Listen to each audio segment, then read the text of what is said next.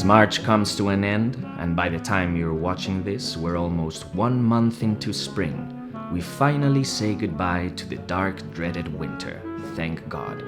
Days become longer, and ants start their yearly invasion, at least in my house, where it's practically impossible to leave a crumb of bread on the counter.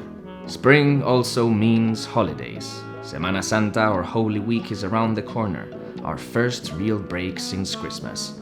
Whether you're the religious kind or not, one waits impatiently for Semana Santa, a chance to go somewhere, or maybe a chance to go nowhere.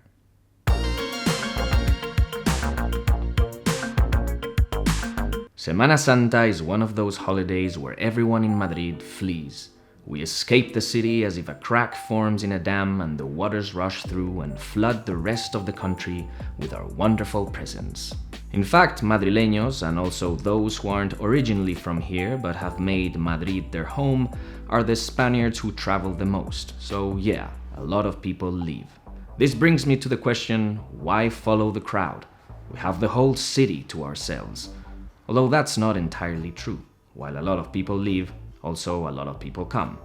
Nevertheless, the city moves at a slower pace and quiets down just a touch, making it all more enjoyable without the usual hustle. There's really something special about Madrid during holidays when everyone leaves. It's like discovering a different aspect of her personality.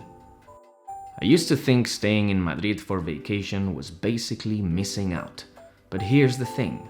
We live in a time of constant stimuli with the idea that to live fully we must be on the move, capturing perfect moments and always seeking the next adventure. I love to travel, but I also believe that we need to question that societal pressure for constant movement. It's important to normalize that we don't have to go places or fill those vacation days with extraordinary activities. Sometimes it's good to stay still for a little. But also, don't get too still. And this is where the art of going nowhere comes in. A wonderful opportunity to reconnect with your surroundings. So we decided to stay and ditch any kind of schedule.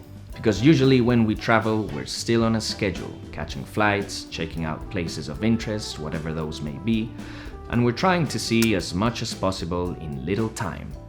But this vacation, it was time to ignore the clock and see what the days had to offer. Although I was quite disappointed when I saw the party store was closed. So no party meant we had 4 days of relax. Madrid opened to us, showing her new relaxed face, a familiar sight yet in a new way. Family, friends, and waking up having nowhere to be. That's a true pleasure in itself. Does brunch at 4 p.m. sound good? Yes, why not? Let's stretch the time possibilities of brunch hours and see how far we can go. After that heavy meal, I felt like an overfed goose on its death row. But a walk was the best antidote to shake off that feeling. The park, empty. All the kids were on vacation. I finally had the chance to have a go at the slide.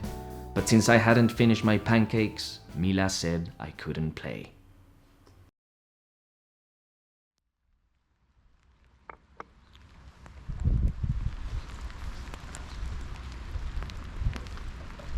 Spring also means the weather is quite unpredictable, with sudden changes from radiating sun to depressing rain, kind of like mood swings, but we've all been there. It takes some time and unpredictability to build a personality. What I'm trying to say is that the weather was a f***ing mess all over the country, so our decision to stay became even sweeter. Madrid is better under a cloak of sunshine, but I'm not scared of a little rain. Carlos doesn't seem to mind the rain either.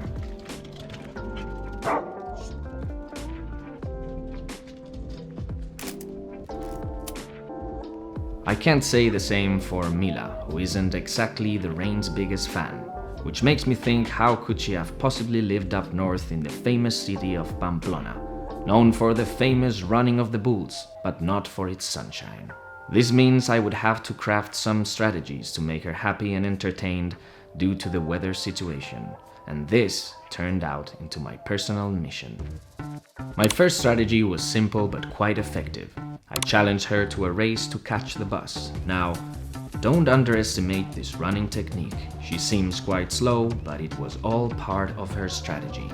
The turtle outran the hare once again. She was proud of this achievement, and it made her smile, so it counts as a win for me too.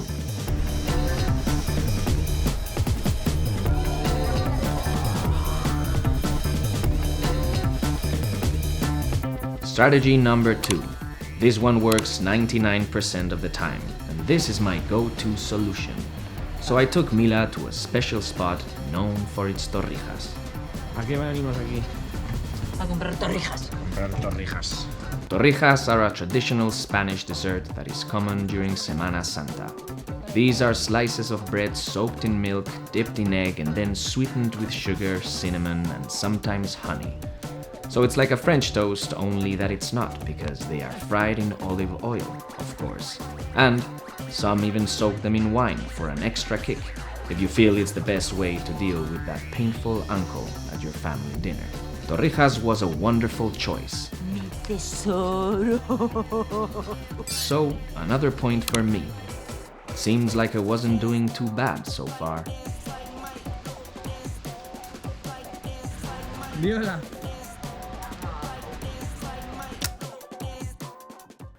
Semana Santa is an important time in Spain. I really wanted to make my way down to Sevilla to experience how these days are celebrated in the colorful city of the south. However, 1. The weather, of course, was not helping anywhere, so that would be a waste of time. And 2. It wouldn't really fit the theme of this video, the art of going nowhere. So the closest I could get was to see a procession here in Madrid. No matter what your religious beliefs are, it's something worth seeing. And it only made me want to go to Sevilla even more. It's the place to be for Semana Santa.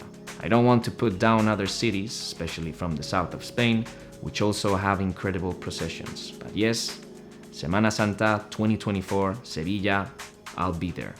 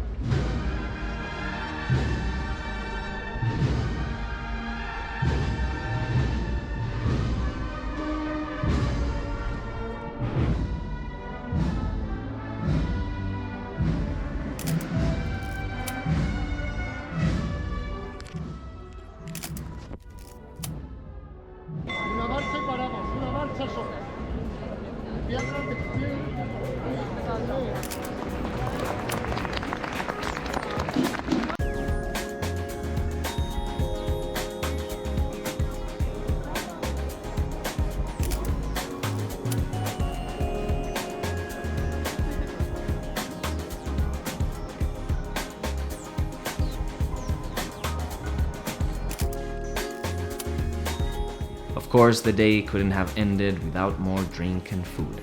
By this point, I really started to suspect Mila was trying to overfeed me to cook me up in the oven.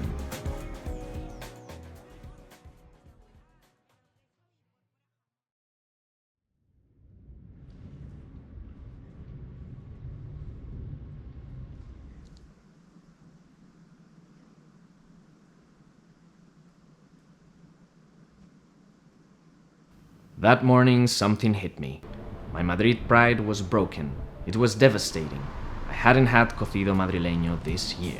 This kind of meal is perfect for chill, rainy days like these, leading to saying things such as "Esta sopa levanta un muerto," which means the soup is so nourishing it could bring the dead back to life. Especially true when you're hungover. Soup, chickpeas, various meats and vegetables. The kind of meal you'd have just before running the marathon. So I called my grandfather, who is 96 and full of energy, and invited him to join us. Given his age, you might realize spending time with him is an adventure in history, with so many stories to tell. This time we spoke about his youth many years ago.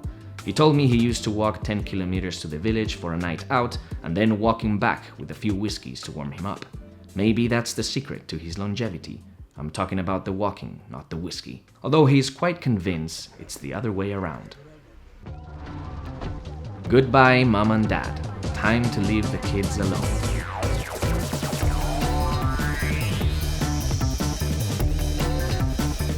Strategy number 3, take her shopping. Easy, I thought. However, given that my choice in shoes didn't match hers, I lost a point here. But ¿Gin tonic o vino?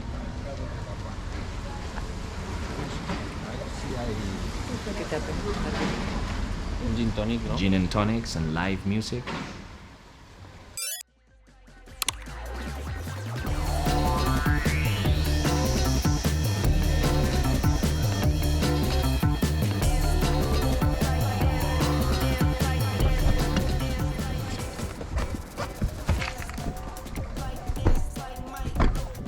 Dios, ¿cómo se puede conducir así de mal? O sea, voy a botar el cocido.